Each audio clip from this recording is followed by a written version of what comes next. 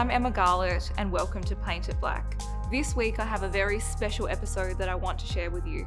I'm here with Yhonnie Scarce, who has her Light of Day exhibition at the Art Gallery of Western Australia, and it's so amazing. This exhibition has been 2 years in the making, as I understand it, and it's taken 2 months to install. So it's been a really long time coming and now it's all here. So could you please tell us a bit about it and how this came to be? Like you were saying before, it's been 2 years in the making. I've known the curator Clotilde Bullen for a long time, and even though it's like 2 years in the making, I think we've been talking about it for a lot longer because there's many works in this exhibition that are in institutional collections. So there's works from the National Gallery of Victoria, the National Gallery of Australia, one from the Art Gallery of Western Australia as well, and a lot from private collections, including myself. So it's a really exclusive exhibition then, if you have all of the artworks from all the galleries being brought together and even some of your own artworks from your private collection as well. So for people to come here to see it, it's quite a rare occurrence where it's all in one place, essentially. Yeah. So this is the biggest survey of my work. There's 30 works in this exhibition. So I was born in Woomera in South Australia, which is still a very much a active military base, and then lived briefly in Hobart and then a lot of the time in Alice Springs. But my mob are Gugwitha and Nukunu from South Australia, and I've got connections to Murning and Narungga mob as well. Are you able to tell us a bit about some of the exhibition pieces that we have here? Sure. One of them is called Fallout Babies, and it's about the nuclear tests in South Australia that were undertaken by the British and Australian governments in the 1950s and early 60s. So it's the cemetery at Woomera where I was born, and Woomera was where the military were flying planes through the nuclear clouds, and at that time a lot of non-Aboriginal children were being born deformed, and often stillborn, and also maybe only lived for a few months or days or hours afterwards. And so I visit Woomera quite a lot, and have created this work in response to that story. And the cemetery has primarily children only. And I started thinking about the shared history with those nuclear tests, particularly these babies. And so there's a large photograph of some of the graves from that cemetery, and I've included hospital cribs and bush plums that represent the Aboriginal children that were not documented.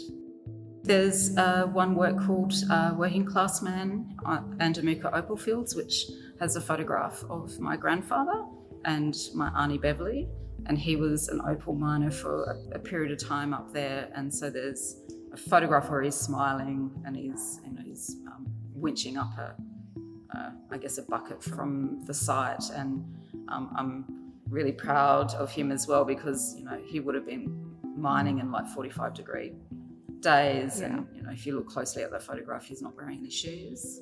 Gosh. So he was a tough man, quiet man, but I considered a hard-working man. Another work called Servant and Slave, which is about Aboriginal domestics and how they were able to survive that situation. And so there's black bush bananas that represent those black women, and then white teacups that have been pretty much shattered and torn apart, because that's the white fragility of those bosses' women. I think that's an important story. One of the things I notice with Aboriginal art is there's lots and lots of dot painting and more traditional forms of Indigenous art, but your art's quite contemporary.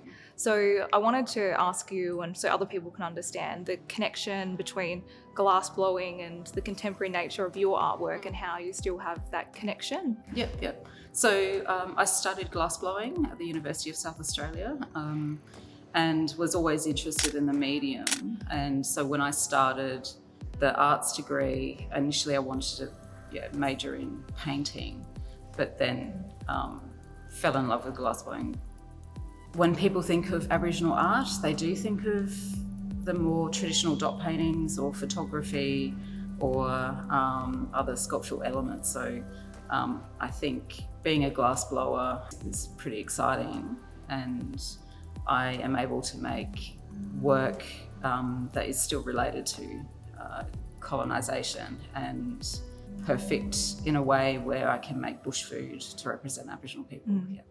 And you're the only Aboriginal glassblower in Australia? Yes, as far as I know. Yeah. Which is huge. Like, even when you were telling me that earlier, I was like, wow, that's amazing that you're here and I get to meet you. And it's a whole new form of Aboriginal art, essentially, that's growing. And I hope to see more younger people coming through to able to show their way of expressing themselves through that as well.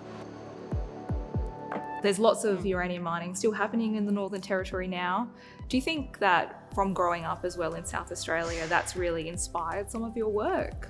It has, I think, because not far from Woomera is Olympic Dam mine, which is a uranium mine, and it was handed back through native title to Guguthamob, but then was, leased again for another 3 years. So it's the work that I have on display here is called Hollowing Earth, and it's about that uranium mine or mining and desecration of country. And because uranium is meant to stay in the ground, and Hollowing Earth is about that sickness being brought up to the surface. And then, what's left is nothing for us at the end of the day. And it's really controversial. Like, in Australia, we have so much mining, which generates our economy. But then at the same time, it can bring sickness, like you've said. It can desecrate the earth. But it brings wealth to people as well. And so it's a really complicated political issue that you're talking about, that you're demonstrating through your art. Yeah. How do you think that other people around and people that will come in and view your exhibition will see that? Uranium mining is, the beginning of the material that creates nuclear energy. And so there's a number of works in this exhibition that's about the nuclear tests in South Australia and the issues with radiation poisoning, and again with Aboriginal people being affected and still being affected. So it's intergenerational. It's important to acknowledge the fact that, you know, people talk about nuclear energy being a clean energy, but it's not. I see it as being uncontrollable and creates a lot of issues within our community. So essentially what you're doing is campaigning and advocating through your artwork as a way to get people together. Yeah. I think art has a really powerful tool to do that. And I've been able to create works that tell that story. And I think art is a really powerful educational tool just for the general public who may not be aware of our stories and also the history that we're, having to retell, I think, through art. Do you have any people that inspire you, other artists? Do you have friends who are artists, or do you see people around the place that bring you forms of inspiration? Yeah, it's first and foremost, it's my family that inspire me, I think, and also my ancestors. I have a lot of friends in the arts. They are my peers, so we often support each other. But when I went through art school, I discovered Destiny Deacon, Judy Watson, Julie Goff, Richard Bell, Vernon Arkey, and non-Aboriginal artists like Christian Boltanski. More recently, it's been Steve McQueen. So they're all telling a really big story in all of their works. And I feel very fortunate that a lot of those mob are my friends now. And I think it's quite powerful and very important that it's being held in Western Australia, where most of our mining occurs in Australia. So having it here in Perth, where so many decisions are being made around mining, future, Indigenous interests, consent over land, mining, contamination from sites, which you mentioned, it says a lot. Yeah.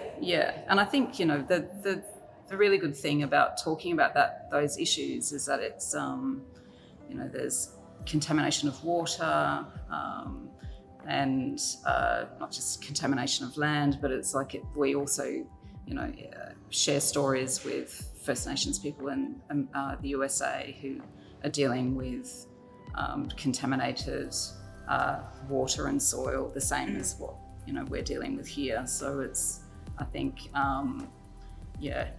mining for me is a really big problem, and I think it divides communities, and it's I think it's a big sore in the backside of Australia, I think. While the exhibition's running, hundreds of people will come through, and I hope thousands. Yeah. What do you want them to experience and focus on when they go around and they see this artwork behind us or these ones over here? What do you want them to think about and take away from it? I think just, think quietly, take it all in, educate yourself, and hopefully visitors will leave the exhibition with a little bit more or even more knowledge about what Aboriginal people have dealt with in the past and what we're still dealing with today. Yeah. And if there was one thing that you could change, and which was a driver from your exhibition, what would that be?